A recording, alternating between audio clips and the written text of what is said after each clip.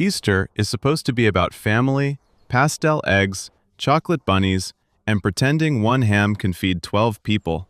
But not for these lunatics.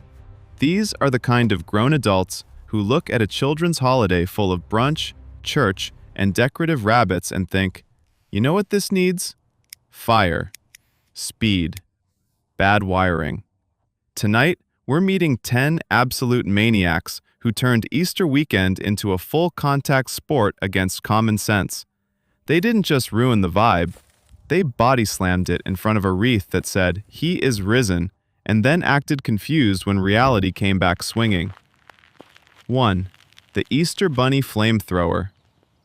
Dad Dale was the kind of suburban father who treated every service fee like a personal attack on the American dream. Pest control? Scam. Professional help? Weak man tax. Paying $80 for someone else to solve a problem he could absolutely make worse himself? That, to Dale, was basically socialism with a clipboard. So, when a giant wasp nest appeared under the front eave of his house on Easter morning, Dale didn't see a safety issue. He saw an opportunity to save money and feel important in cargo shorts. Now, this wasn't just any random Sunday. The whole family was coming over for Easter brunch. His wife had spent 2 straight days turning the backyard into a pastel crime scene. Plastic eggs in the grass, bunny wreath on the door, a little wooden sign by the porch that said, "He is risen," like the house itself had hired a church intern. The table was set with fake moss, chocolate eggs, folded napkins, and enough spring decorations to make the yard look like a greeting card with property taxes. And right above all of it, hanging under the roofline like nature's middle finger, was a huge wasp nest. A normal man would call pest control. A smart man would say, "Not today, hand over the card, and let some guy in a bee suit handle the problem like a professional adult." Dale heard the quote and reacted like they had asked for one of his kidneys and partial custody of the lawn mower. $80 to spray bugs? Yes, Dale, that is generally how not getting attacked by flying psychopaths during Easter brunch works. But Dale had already entered that dangerous mental zone where a man stops thinking and starts improvising against the laws of nature. He stomped into the garage and came back holding 2 objects that should never be introduced to each other under holiday decor. 1 can of extra hold hairspray and 1 long barbecue lighter.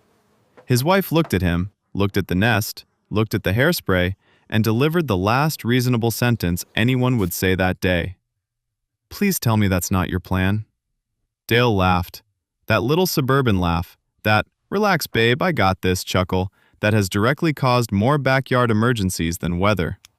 "Fire kills bugs," he said. That was the entire thesis. No follow-up, no research, no second thought. Just 1 sentence and the confidence of a man who had confused being loud with being right his entire life. So up the stepladder he went. No gloves, no goggles, no sleeves. Just sneakers, dad legs, and the full delusional swagger of a man about to defend Easter with beauty products and open flame. The visual alone was incredible. Bunny wreath on the door, pastel eggs in the lawn, brunch table ready for family photos, and 1 middle-aged idiot climbing toward a wasp nest like a discount dragon slayer sponsored by Home Depot and domestic beer. He flicked the lighter, hit the hairspray, and for 1 unbelievably stupid, glorious second, it worked. A stream of fire shot out, the nest scorched. A few wasps dropped. Dale's face lit up with the joy of a man who had just confused immediate chaos with success. He probably felt amazing, like Clint Eastwood, if Clint Eastwood had been raised by lawn furniture and bad ideas. Then the rest of the wasps came out. Not confused, not scared, mad enough to unionize. Because when you light a nest on fire, the survivors do not hover out gently and reconsider their life choices. They come out furious, organized, and very interested in your face. Dale panicked instantly, which is a terrible emotion to experience on a ladder while holding a homemade flamethrower near Easter decor. He flailed. The lighter dropped. The flame kissed the wreath. The ladder shifted. 1 sneaker slipped. Suddenly, he wasn't handling it. He was getting swarmed, off balance, and slowly realizing he had turned a children's holiday into an active disaster. All this because he didn't want to pay $80. He tried to save Easter brunch with hairspray, fire, and male confidence. Instead, he turned it into the kind of family memory nobody puts in the photo album. 2. The church egg hunt golf cart moron. Curtis was the kind of church volunteer who believed two things with absolute conviction. 1, he was great with kids, and 2, any task on earth could be improved by adding wheels to it.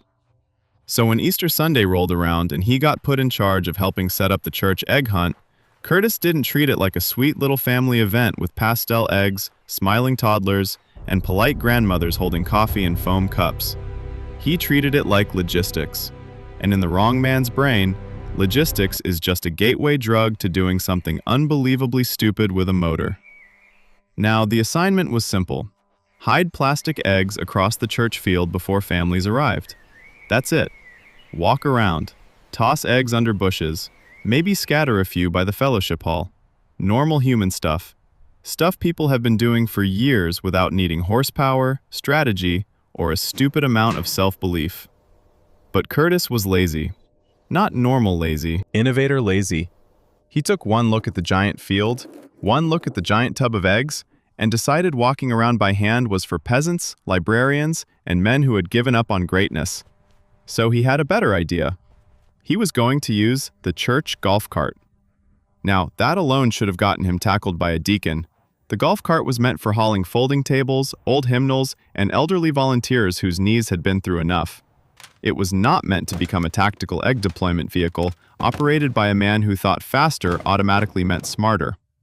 But once Curtis got an idea in his head, it was like watching a Roomba find a staircase. You already knew how this was ending. You just had to wait for gravity, momentum, or humiliation to pick a lane. He loaded the back of the golf cart with buckets of plastic eggs. Pink ones, blue ones, yellow ones, little glittery ones, all the bright pastel symbols of resurrection and sugar-based lies. Then he climbed into the driver's seat with the grin of a man who believed he had just revolutionized Christianity. His wife saw the setup and asked the obvious question, "Why don't you just walk?" Curtis laughed. That dangerous little church parking lot laugh. The one that means a man is about to mistake convenience for destiny. "Because this," he said, patting the steering wheel, "is called efficiency." No, Curtis. This was called turning a children's holiday into farm equipment behavior. So off he went, bouncing across the church lawn, one hand on the wheel, the other grabbing fistfuls of plastic eggs and flinging them out like a deranged Easter Johnny Appleseed. And for a few minutes, I hate to admit it, it almost looked genius. Eggs flew beautifully. The field filled up fast. Curtis probably felt incredible, like he just invented the NASCAR of children's ministry. And that was the problem, because the second a dumb idea works once, Curtis types start adding flair. So he sped up. Of course he did. He started taking wider turns, sharper turns, little looping passes, so he could scatter eggs with what he absolutely believed was better coverage. In reality, he was driving a church golf cart like a middle-aged man trying to impress absolutely no one God intended to matter. Then he hit a sprinkler rut. One wheel dropped. The cart lurched. The buckets tipped. Curtis grabbed for the eggs instead of the wheel, which is such a perfect little human sentence it should be engraved somewhere. And suddenly, the golf cart wasn't helping with Easter anymore. It was entering its own testimony. It bounced sideways, fishtailed across the lawn, and dumped Curtis into the grass in a shower of pastel plastic like the world's dumbest resurrection piñata. Eggs exploded open. Candy went everywhere. One wheel kept spinning. Somewhere in the distance, a little kid probably thought, "Wow, Easter is really intense this year." All of this because Curtis didn't want to walk across a field. He turned a church egg hunt into a low-budget motorsport event, and in the process proved that even on Easter morning, common sense sometimes stays dead. 3. The rooftop inflatable bunny. Visionary Glenn was the kind of suburban man who believed holiday decorations were not about joy. They were about dominance, not making the house look nice, not celebrating with the family. No, Glenn wanted the neighbors to look across the street, squint into the spring sunshine, and whisper, "Good Lord, he did it again." And this Easter, Glenn had a dream, a giant inflatable bunny. Not one of those tasteful little yard bunnies near the flower bed. That was for weak people and accountants. Glenn wanted a massive, towering, pastel-colored rabbit visible from space, or at the very least from the Walgreens parking lot 2 blocks over. He wanted that bunny on the roof. Why the roof? Because Glenn had the brain of a man who hears unnecessary and translates it into legendary. Now, his wife suggested putting the inflatable bunny in the yard like a normal family with a mortgage and a basic fear of gravity. Glenn took that suggestion the way insecure men always do, as a direct attack on his vision. "The yard is too obvious," he said. That's not a sentence from a well person. Because the roof, in Glenn's mind, was premium Easter real estate. Elevated, majestic, holy even. He looked at a sloped roof, a giant inflatable rabbit, a tangle of extension cords, and a cheap aluminum ladder, and somehow saw a spiritual mission instead of a pending insurance call. And of course, because this was Glenn, he wasn't going to hire anybody. A professional installer wanted money. Money Glenn needed for more lights. So out came the bargain ladder.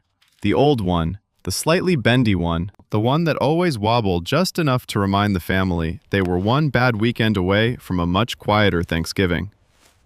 Glenn leaned it against the gutter, grabbed the giant inflatable bunny under one arm, an extension cord under the other, and started climbing like a man who had survived previous stupidity and mistaken that for certification. The visual alone was breathtaking in the worst possible way. Picture it. Easter Sunday morning, church clothes inside, ham warming in the oven, plastic eggs in the grass, a pastel wreath on the door, and above it all, one middle-aged idiot climbing toward the roof with a deflated 6-foot bunny tucked under his arm, like he was delivering a giant soft hostage to God. His wife came outside, saw this full-body betrayal of common sense, and asked the only reasonable question left in the county. "Why are you doing this yourself?" Glenn gave that little laugh, that terrible suburban laugh, the one that says, "Because paying someone would mean admitting I am not the main character of hardware stores. It'll take 5 minutes." That phrase has murdered more plans than bad weather. Somehow, he made it to the roof. That was the first miracle of Easter. Then he started crawling around up there on shingles and loafers, dragging the inflatable bunny and a cord behind him like a pirate who'd lost a bet at a Christian bookstore. For a moment, it almost worked. He got the bunny near the roof peak, started positioning it, even got part of the cord plugged in. And then, just for one shining second, the rabbit began to inflate. The big pastel head rose, the ears lifted. The whole ridiculous thing started coming to life like some cursed springtime resurrection powered entirely by extension cords and male ego. And that was the exact moment Glenn got too comfortable. Because dumb men always relax right before the universe remembers their address. He shifted his footing to adjust the bunny's angle. One loafer hit a patch of loose pollen and roof dust. His foot slid just enough to remind him that loafers are not, in fact, tactical climbing equipment. He tried to catch himself with the inflatable, which is like trying to stop a car crash with a beach ball. The bunny tipped. The cord yanked. Glenn lurched. And suddenly, the entire roof display became a live-action sermon on why decorative ambition should never outrank traction. All of this because Glenn wanted the biggest Easter bunny on the block. He didn't decorate for the holiday. He just dragged a giant inflatable rabbit onto a roof and dared gravity to disrespect him in front of the neighbors. Gravity, to its credit, accepted immediately. 4. The Chocolate Bunny Death Match. Easter dinner at the Holloway house had all the usual American holiday ingredients. Too much ham, too many folding chairs, one aunt pretending the deviled eggs were light, and at least 3 grown men 1 beer away from turning a family meal into something that would later be described with the phrase, "It all happened so fast." And right in the middle of that beautiful disaster sat Uncle Brent. Brent was the kind of man who could not survive a peaceful moment without trying to dominate it. If there was a grill, he had to command it. If there was football on TV, he had to explain it.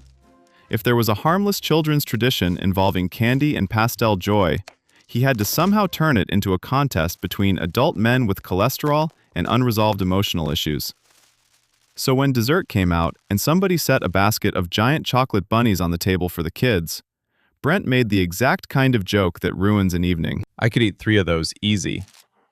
That should have just floated away and died, like all stupid uncle comments are supposed to. But this is America. And in America, once one middle-aged man says he can do something idiotic, another middle-aged man is legally required by the ghost of Bud Light to say, "No, you can't." Enter Cousin Rick. Rick had the red face, tucked-in polo, and dangerous self-belief of a man who had never once let dignity stand between himself and a terrible idea.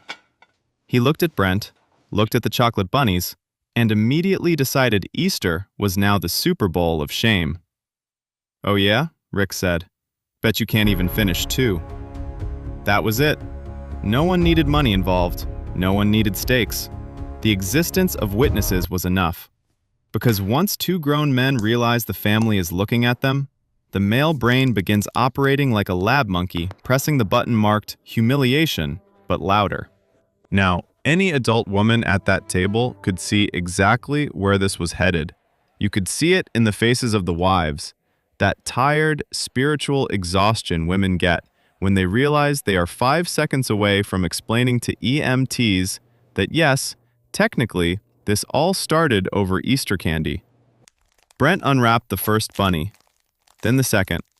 Then, because he was already drunk on audience attention and ham salt, he grabbed a third for insurance. Let me say this clearly. These were not little bite-sized chocolates. These were those thick, solid, waxy supermarket Easter bunnies, built less like candy and more like brown holiday bricks. The kind of chocolate that doesn't melt in your mouth so much as hold a grudge inside it. But Brent had now entered Uncle Olympics. He shoved the ears of the first bunny in, chewed fast. People laughed. He grinned. Then half of the second one. More laughter.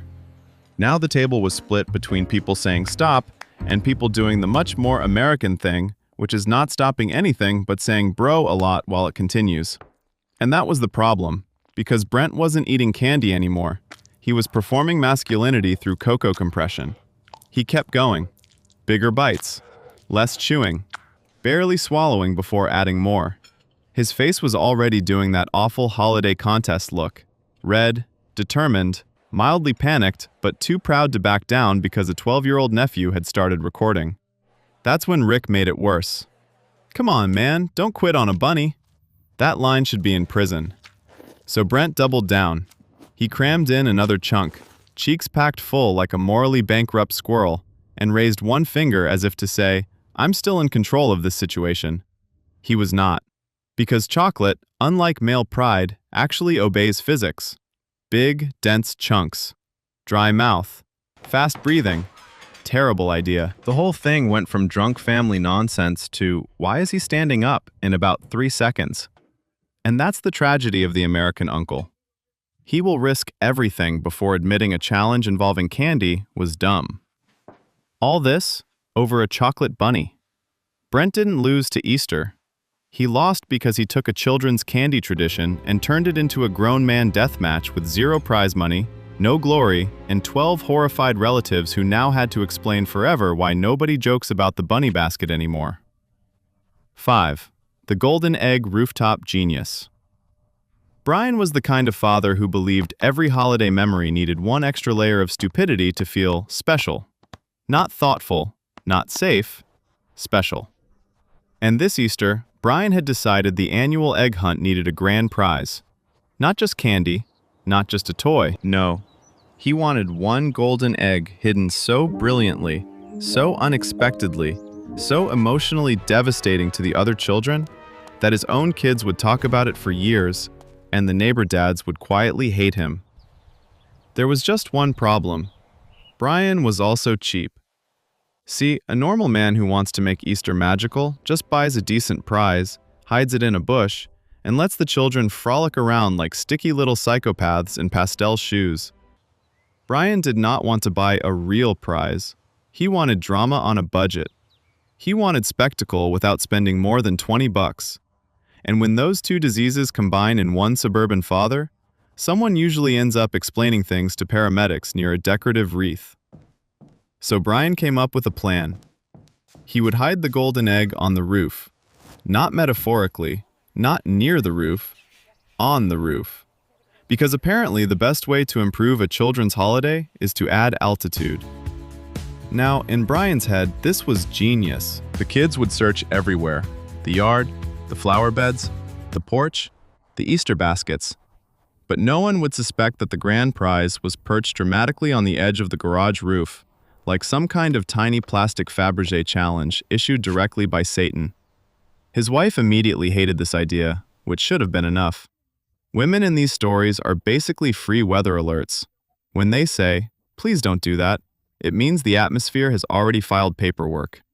"Why don't you just put it in a tree?" she asked. Because that, Brian explained, would be too obvious. That phrase alone should suspend a man's ladder privileges.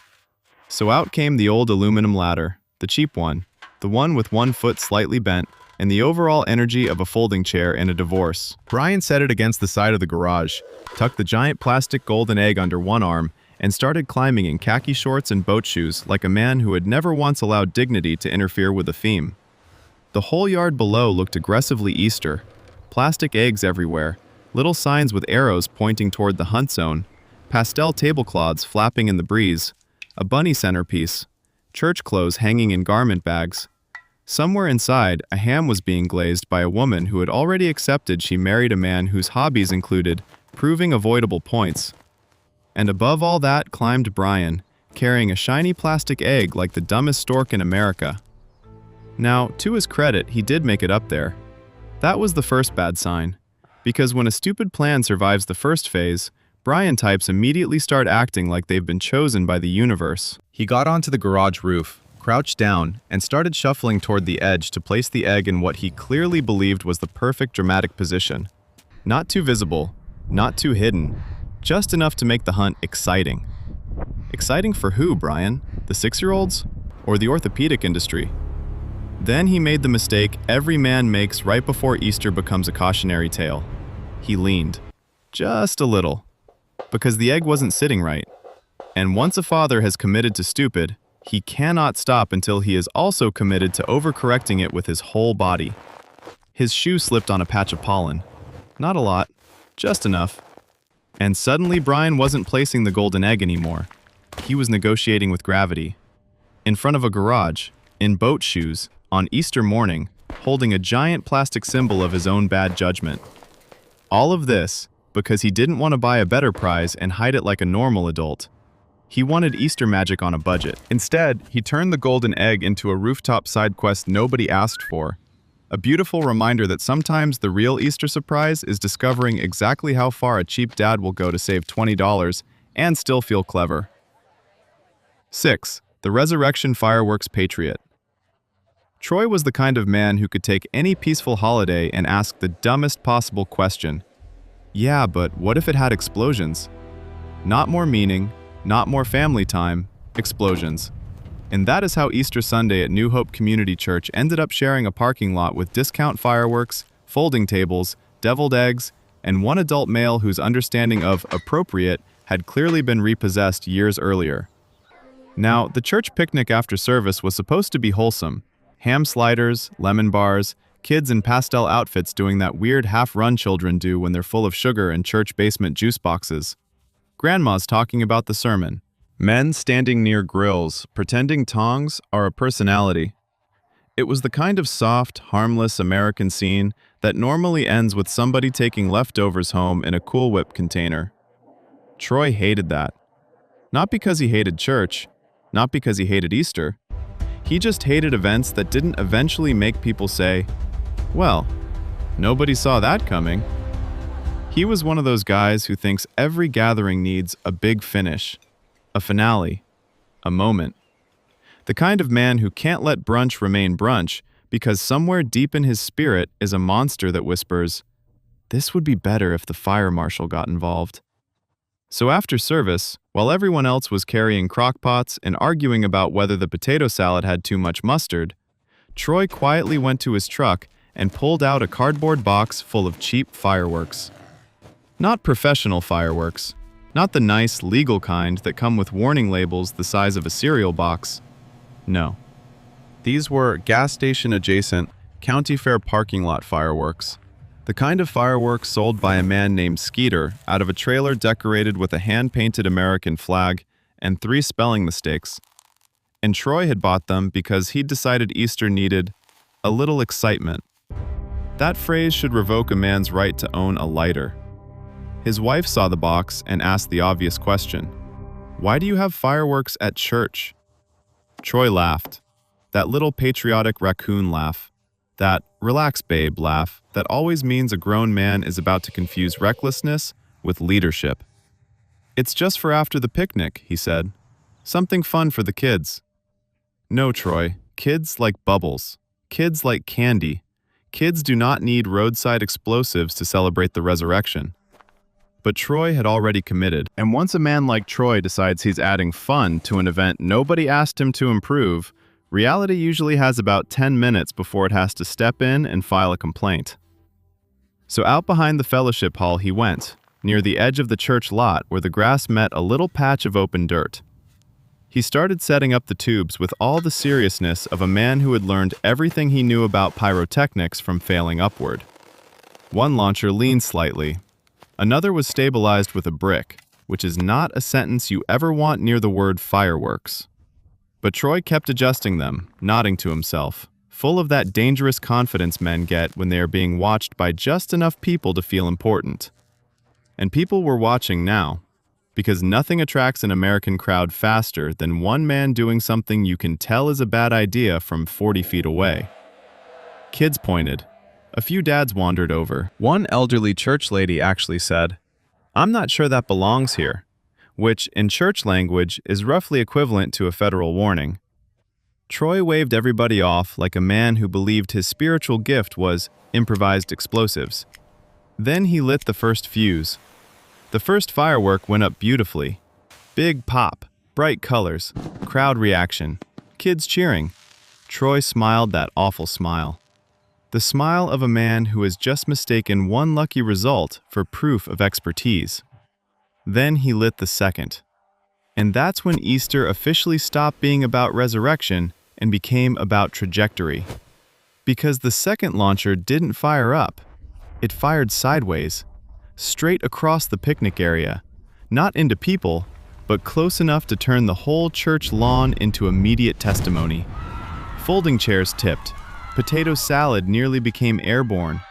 A man holding baked beans ducked like he'd trained for this in the service. One grandma clutched her pearls so hard she probably qualified for a hand injury. Children scattered in tiny pastel panic. And Troy? Troy stood there, holding the lighter, still wearing the face of a man who had not yet fully accepted that his fun little surprise had just turned Easter into a suburban artillery incident. All of this because Troy thought church picnic plus explosives sounded festive. He wanted a joyful Easter finale. Instead, he gave the congregation a very personal reminder that nothing says he is risen quite like a grown man in cargo shorts nearly getting excommunicated by fireworks. 7. The bunny suit. Heatstroke legend. Keith was the kind of man who said yes to things because he wanted to seem fun, and then immediately started suffering like the universe had tricked him personally. So when his church asked if he'd be willing to wear the Easter bunny suit during the Sunday family event, Keith made the classic mistake of imagining the job as, wave at kids, hand out candy, maybe sweat a little. What he failed to picture was the actual suit. Because this wasn't some professional Disney-level mascot costume with ventilation, cooling packs, visibility, or dignity. No. This was a bargain bin nightmare assembled from synthetic fur, optimism, and whatever leftover foam had not yet been banned by safety regulators. It had giant dead little cartoon eyes, a head the size of a dryer drum, and the internal airflow of a sealed casserole dish. But Keith didn't know that yet. He just knew people were watching, children were excited, and he'd already said yes in front of 3 church ladies and a youth pastor with the smile of a man who would never have to wear it himself. So Easter Sunday arrived. The church lawn looked aggressively wholesome. Pastel balloons, elastic eggs, folding tables full of cookies and lemonade, families in spring colors pretending nobody hated the ham. Somewhere nearby, a speaker was playing cheerful Christian music at the exact volume designed to make you feel both uplifted and mildly trapped. And into that beautiful scene stepped Keith, dressed as a 6-foot rabbit with the body temperature of a microwaved sofa. The kids loved it immediately. Of course they did. Children have terrible judgment. They ran up, screaming, laughing, pulling at the fluffy arms, asking for candy, hugs, high fives, photos, and whatever else they assume a giant rabbit owes them. Keith, meanwhile, was experiencing the early stages of becoming steamed from the inside. Because here's the thing nobody tells you about mascot suits. They are not costumes. They are portable weather systems. Once that giant foam bunny head goes on, your body starts negotiating with heat like a tenant behind on rent. And Keith had decided, because he was still operating from male pride instead of survival, that he was going to really commit to the bit. That phrase has ruined a shocking number of adults. So instead of doing the sensible thing and taking breaks, Keith stayed out there, dancing with toddlers, waving at families, taking photos, pretending to nibble fake carrots. At one point, for reasons that still make me tired, he started doing little bunny hops across the church lawn. That's when the suit officially stopped being an outfit and became a punishment. His wife, who could already see his shirt darkening through the costume fur, told him to come sit down for a minute. Keith gave her the same doomed little guy response men always give right before heat, gravity, or plumbing humbles them. "I'm fine." No, Keith. You were inside a polyester oven giving handshakes to sugar-loaded children in direct spring sunlight. You were not fine. You were Easter brisket. And still he kept going. Because once a man has 14 children chanting, "Bunny, bunny, bunny," his brain stops making decisions and starts trying to earn a statue nobody asked for. So Keith waved bigger, hopped harder, and leaned fully into the performance like he was one applause break away from a regional mascot hall of fame. Then came the little hill, just a tiny grassy slope near the egg hunt area. Nothing dramatic, nothing dangerous, unless, of course, you are wearing giant padded feet, looking through mesh bunny eyeballs, sweating like a rotisserie chicken in human debt, and trying to bound downhill for the entertainment of other people's children. Keith took one hop, then another. Then the giant foam rabbit head shifted just enough to turn his vision into abstract art. And suddenly, he wasn't leading Easter joy anymore. He was a 6-foot discount rabbit tumbling down a church lawn in front of 50 families and one horrified volunteer trying not to scream, "Somebody get the bunny!" All of this because Keith wanted to be a good sport. He didn't lose to Easter. He lost because he put on a giant furry death sauna, tried to perform for children in spring heat, and discovered too late that sometimes the real resurrection story is just a grown man praying to get out of a bunny suit alive. 8. The Cross and Bunny Extension Cord Emperor. Gary was the kind of suburban man who thought holiday decorating was not about joy, it was about winning. Not making the yard look nice, not celebrating the season, winning. And every year, Gary picked one holiday, looked across the street at his neighbor's tasteful little display, and reacted like a Roman emperor discovering rebellion in the provinces. This Easter, his chosen battlefield was the front lawn. He wanted the full package: a glowing cross, 2 inflatable bunnies, 1 inflatable lamb, pastel lights wrapped around the bushes, a blinking sign that said "He is risen," like the Son of God was opening a nightclub in the cul-de-sac. He wanted people driving by to slow down and think, "Wow, that man either loves Easter or has recently suffered a head injury." Now, a normal person putting together a huge yard display would maybe think about electrical load, outdoor rated cables, separate circuits, the little boring details that stop your yard from becoming an active argument with the fire department. Gary did not believe in those details, because Gary had watched enough YouTube to become dangerous, which is the most American certification program on Earth.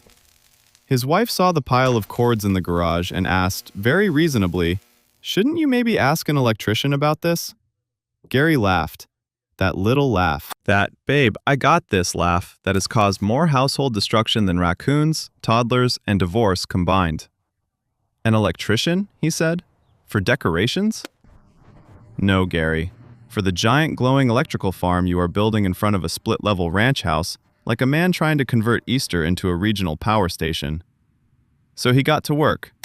One extension cord from the garage, then another, then a splitter, then another splitter plugged into the first splitter, which is already the kind of sentence that should make your eyebrows leave your face. Soon his yard looked less like a Christian spring display and more like a spaghetti explosion sponsored by Lowe's and untreated ego. And to make it worse, everything was cheap. Cheap cords, cheap adapters, cheap inflatables, the kind of bargain bin hardware that comes in blister packs and feels like it should legally come with a small apology. But Gary loved a deal. In his mind, discount meant smart, not flammable with delusions. By late afternoon, the yard was ready. The cross stood in the center. The bunnies flanked it like two giant pastel idiots. The lamb leaned slightly because the steak was already losing faith. And the lights ran through the bushes like Easter itself had hired a meth electrician. Gary stood there with both hands on his hips, staring at the setup the way insecure men always do right before the universe files a rebuttal. He looked proud. Too proud.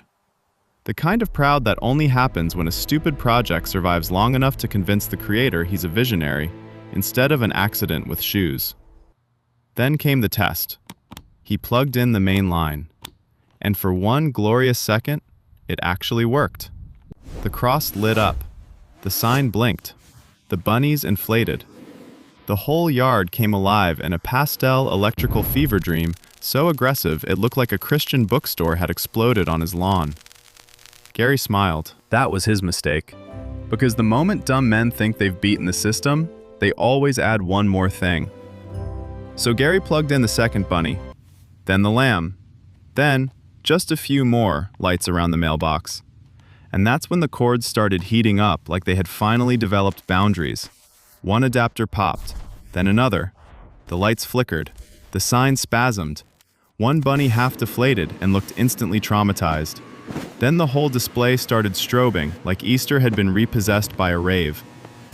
Gary ran toward it, because of course when a man creates an electrical emergency, his first instinct is never, unplug it and back away. It's always, jog directly into the consequences. All of this because Gary wanted the best Easter lawn on the block. He didn't decorate for the resurrection. He challenged household electricity to a holy war in front of two inflatable rabbits and lost exactly the way you'd expect. Overconfident, underwired, and way too late to pretend this was ever for the Lord. 9. The drunk adult egg hunt champion. Trevor was the kind of man who could take any harmless holiday tradition and somehow turn it into a contact sport for idiots. Kids games? Needs trash talk. Family brunch? Needs beer. An Easter egg hunt? Apparently needs a grown man treating plastic eggs like they contain state secrets. Now, this wasn't some sweet little church lawn event with toddlers in pastel sweaters and moms pretending not to panic over grass stains. This was an adult Easter egg hunt, which is already a sentence that should make society pause and reevaluate its trajectory. Trevor's cousin had stuffed plastic eggs with little prizes for the grown-ups. Mini liquor bottles, scratch-offs, folded-up cash, and one golden egg supposedly worth $100. That was the problem, because once you put money inside colored plastic and tell Americans there's a grand prize, it stops being a holiday activity and becomes a low-budget resource war. The hunt was being held in the backyard after Easter dinner, which meant the whole place was already running on ham, cheap beer, and family tension. Plastic eggs were scattered everywhere. In bushes, flower pots, patio furniture, under lawn decorations, next to those little ceramic bunnies people buy when they want their house to look festive, but haunted. Trevor had already been drinking since noon. Not blackout drunk. Worse, competitive drunk. That very dangerous level where a man can still run, still yell, and still make terrible decisions with full confidence and medium coordination. He had spent the entire afternoon talking about how he was built for this, which is a deeply funny thing to say about hunting for Easter eggs in jeans. His wife told him twice to calm down. His sister told him this was supposed to be fun. Trevor responded the way all doomed men respond when a family event starts drifting toward normalcy. Not if I'm in it. That should have gotten him escorted off the property with a pie plate. Then somebody brought out the golden egg. A giant metallic plastic egg, half hidden near the back of the yard, containing the grand prize. The second Trevor saw it, something inside him broke loose. Not emotionally, spiritually. He stopped being a man at an Easter gathering and became a wild hog with car payments. Because in Trevor's mind, this was no longer about $100. It was about winning in front of relatives. And that is how civilizations fall. So when the countdown started, Trevor crouched down at the edge of the lawn like he was about to sprint for Olympic glory instead of cheap liquor and novelty cash. Around him were cousins, uncles, 2 women already regretting their marriage choices, and 1 grandma holding a deviled egg like she knew she was about to witness nonsense. 3, 2, 1. And Trevor launched. Not jogged, not hustled, launched.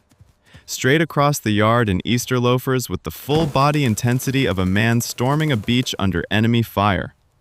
Eggs went flying. Adults screamed. Somebody fell into a hydrangea. One of the ceramic rabbits got kicked so hard it achieved a brief spiritual awakening. Trevor found smaller eggs first and stuffed them into his pockets without checking them, because at this point, he wasn't even hunting. He was raiding. Then he spotted the golden egg near the old stone bird bath at the exact same moment his brother-in-law spotted it too. And suddenly, Easter became the UFC. The 2 men charged from opposite sides of the yard, both with the expression of people who had completely forgotten this was happening, next to a centerpiece made of tulips and pastel napkins. Trevor dove. His brother-in-law lunged. They collided in the grass like 2 overgrown toddlers fighting over the world's saddest treasure chest. All of this, over a plastic egg. That's what kills me. Trevor didn't ruin Easter because he was evil.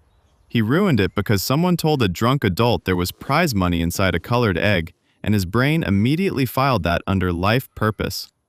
He didn't participate in an egg hunt. He turned Resurrection Weekend into a backyard battle royale in front of grandma and a ham. 10. The Easter Brunch Deep Fryer Prophet. Ronnie was the kind of uncle who believed every family meal was one bad decision away from greatness. Not flavor, not warmth, greatness. If Thanksgiving had turkey, Ronnie wanted to deep fry it. If the 4th of July had hot dogs, Ronnie wanted to wrap them in bacon and somehow involve lighter fluid. So when Easter brunch rolled around and the family started laying out the usual spread, ham, biscuits, deviled eggs, fruit salad nobody respected, Ronnie looked at that table and felt what can only be described as spiritual disappointment. Because to Ronnie, Easter brunch wasn't enough. It needed a stunt. Now, a normal person sees Easter food and thinks pastel, light, springtime, maybe a nice glazed ham.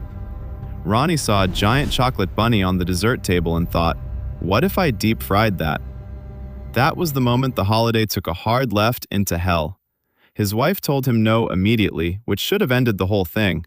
Wives in these stories are basically smoke detectors with car keys. When they say don't, they are not offering feedback. They are trying to interrupt the chain of events before the family has to explain anything weird to the neighbors. But Ronnie had already entered that dangerous male brain zone where an awful idea stops being an idea and starts becoming a personal mission. He stood there in a polo shirt and cargo shorts, staring at that chocolate bunny like he had been called by destiny to make dessert more American. Think about it, he said. Crispy outside, melted inside. No, Ronnie, that's not dessert innovation. That's how people end up on local news, standing next to yellow tape and a folding table full of untouched deviled eggs. See, Ronnie didn't just want to fry the bunny. He wanted to do it outside, in front of everybody, because bad ideas perform better with an audience. So he dragged out the propane fryer he normally used for turkey, set it up in the driveway, and started heating oil while children hunted plastic eggs 10 feet away. That visual alone should have gotten him excommunicated. Easter outfits everywhere, pastel baskets, church shoes in the grass, and one uncle heating 5 gallons of oil like a man preparing to deep-fry joy itself. The family gathered around, partly horrified, partly curious, because that's the American disease right there. Nobody stops the dumb thing. They just form a semicircle around it and start offering comments like, I kind of want to see what happens.